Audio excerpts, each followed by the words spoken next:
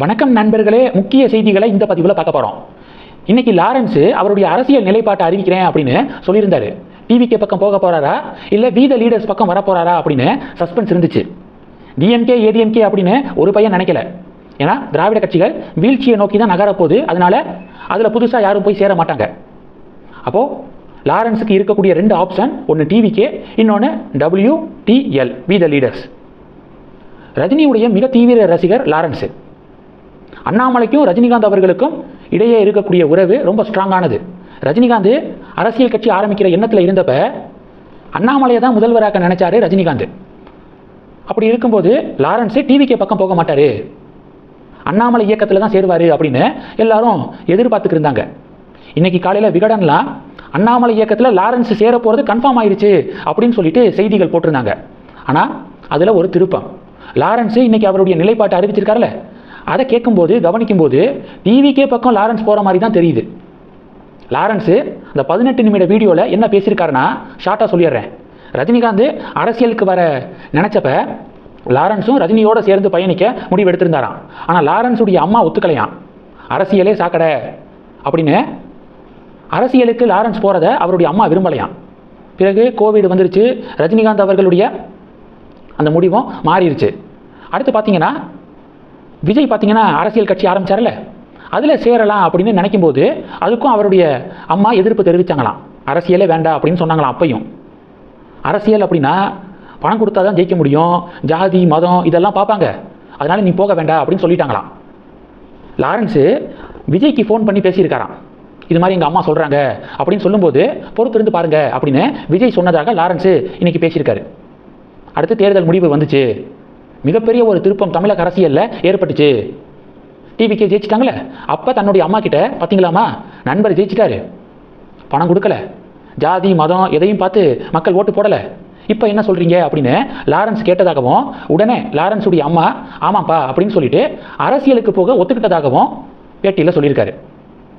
அப்போது இந்த 18 நிமிட வீடியோவை கேட்கும்போது டிவிகே பக்கம் போகிற மாதிரி தான் தெரியுது லாரன்ஸு. ஆனால் சும்மா ஒரு ஃபார்மாலிட்டிக்காக நீங்கள் சொல்லுங்கள், நான் அரசியலுக்கு வரலாமா வேண்டாமா, மக்கள் நீங்களே முடிவெடுங்க அப்படின்னு சொல்லிட்டு மக்கள்கிட்ட கேள்வி கேட்டு வச்சிருக்காப்ல. மக்களுடைய கருத்துக்களை கேட்டுட்டு என்னுடைய அதிகாரப்பூர்வ நிலைப்பாட்டை அறிவிப்பேன் அப்படின்னு சொல்லியிருக்காப்ல. கமெண்ட் செக்ஷனை போய் பார்த்தீங்கன்னா டிவிகே பக்கம் வாங்க அப்படின்னு பாதி பேர், அண்ணாமலை இயக்கத்தில் சேருங்க அப்படின்னு பாதி பேர், பாதிக்கு பாதி கமெண்ட்ஸ் வருது சரிசமமாக. லாரன்ஸ் தான் முடிவெடுக்கணும். லாரன்ஸுடைய இந்த பேச்சை கேட்டுட்டு வி த லீடர்ஸ் இயக்கத்தில் இருக்கிறவங்க என்ன சொல்கிறாங்கன்னா, அவர் யார் பக்கம் வேணாலும் போகட்டும், எங்கள் பக்கம் வந்தால் சந்தோஷம், இல்லை வரலை அப்படின்னாலும் எங்களுக்கு நஷ்டம் இல்லை, எங்களுடைய பிராண்டு அண்ணாமலை தான். அண்ணாமலை இப்போ ஜஸ்ட்டு ஒரு அறிவிப்பு மட்டும்தான் வெளியிட்டிருக்காரு, அதுக்கே இந்த அளவுக்கு ரெஸ்பான்ஸ் மக்கள் மத்தியிலிருந்து கிடைக்குது. அப்போ தனி கட்சியெல்லாம் ஆரம்பித்து அவர் அதிரடியான அரசியலில் இறங்கினார்னா டெஃபினட்டாக மக்கள் முழுமையாக எங்களுக்கு சப்போர்ட் பண்ணுவாங்க அப்படிங்கிற நம்பிக்கை இருக்குது அப்படின்னு வி த லீடர்ஸ் இயக்கத்தில் இருக்கிறவங்க பதிவுகள் போடுறாங்க. இது ஒன்று. ரெண்டாவது என்ன பார்க்க போகிறோம், டெல்லிக்கு சிஎம் போயிருந்தார்ல, நிதி ஆயோக் கூட்டத்தில் கலந்துக்கிட்டாரு. அப்போது சீட்டிங் அரேஞ்ச்மெண்ட்ஸை பற்றி ஒரு ஃபேக் நியூஸ் பரவுது. கரெக்டாக மோடிக்கு நேர் எதிராக விஜய் சீட்டை கேட்டு வாங்கிக்கிட்டாரு. பார்த்தீங்களா, பிஜேபிக்கு நேராக எதிர்க்கிறவர் விஜய் தான். அந்த விஜயை பாஜகவுடைய பி டீம் அப்படின்னு டிஎம்கே சொல்லுது அப்படின்னு டிவிகே காரங்க பதிவுகள் போடுறாங்க. ஆக்சுவலாக நிதி ஆயோக் கூட்டத்தில் சீட்டிங் அரேஞ்ச்மெண்ட்ஸு எப்படி தெரியுமா, எதை பேஸ் பண்ணி தெரியுமா அலாட் பண்ணியிருக்காங்க, மாநிலங்களுடைய பெயர்களுடைய ஆல்ஃபபெட்டிக்கல் ஆர்டர் அடிப்படையில் சீட்டிங் அரேஞ்ச்மெண்ட்ஸு இருந்தது. தமிழ்நாடு சிஎம் பக்கத்தில் டி, தெலுங்கானாவுடைய சிஎம் எஸ், சிக்கிமுடைய சிஎம் உட்காந்துருந்ததை நம்ம பார்த்துருப்போம். அதனால் ஆல்ஃபபெட்டிக்கல் ஆர்டர் அடிப்படையில் தான் சீட்டிங் அரேஞ்ச்மெண்ட்ஸு இருந்தது. ஒன்று. ரெண்டாவது, நேற்று நடந்த நிதி ஆயோக் கூட்டத்தில் 28 மாநில முதல்வர்களும் கலந்துக்கிட்டாங்க. எந்த மாநில முதல்வரும் ஆப்சென்ட் கிடையாது. போன நிதி ஆயோக் கூட்டத்தில் ஸ்டாலின் கலந்துக்கல, தேர்தலில் தோல்வி அடைஞ்சிட்டாரு. ஒருவேளை அதனால எல்லாரும் கலந்துருப்பாங்களோ, பார்க்கவே ரொம்ப அழகாக இருந்துச்சு. 28 மாநில முதல்வர்களும் நிதி ஆயோக் கூட்டத்தில் கலந்துக்கிட்டாங்க. முதல்வர் விஜய் என்ன டிமாண்டை முன் வச்சிருக்காருன்னா, கோயம்புத்தூரில் 2வது எய்ம்ஸு கொண்டு வரணும் அப்படிங்கிற கோரிக்கையை முன் வச்சிருக்காரு.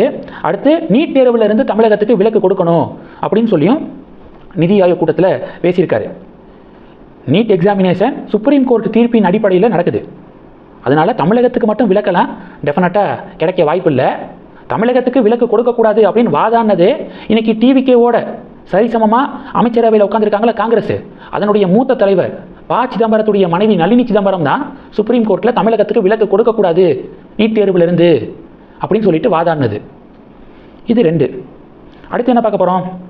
இன்னொரு விஷயம், தமிழகத்துடைய பொருளாதாரத்தை 2035க்குள்ள $1.5 ட்ரில்லியன் எக்கானமியாக கொண்டு வரது தான் எங்களுடைய இலக்கு அப்படின்னு நிதி ஆயோக் உரையில் சிஎம் விஜய் பேசியிருக்காப்புல.